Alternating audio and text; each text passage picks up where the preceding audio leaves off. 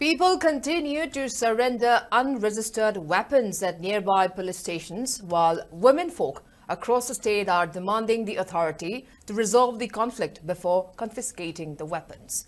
People surrendered weapons at Singjumai police station in Imphal West district yesterday, following Governor Ajay Kumar Bhalla's order to surrender unregistered weapons within 7 days.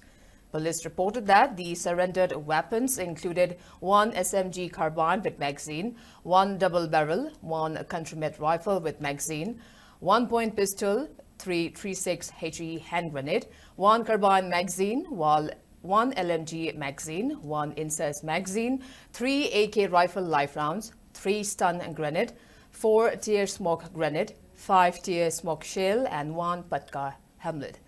Remember, viewers, the deadline for submitting unregistered weapons according to the time frame provided by the governor is tomorrow. Meanwhile, large cache of arms and ammunition has been surrendered at various police stations in the Bishnupur district after Manipur Governor Ajay Kumar Bhalla's order to surrender illegal arms within a 7 days time frame.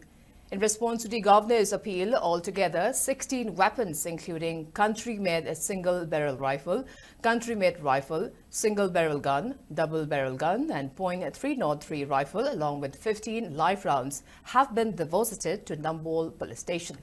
On the other hand, as many as 22 arms and ammunition, which include SLR, INSAS rifle, double-barrel and single-barrel, were also surrendered at Bishnupur police station.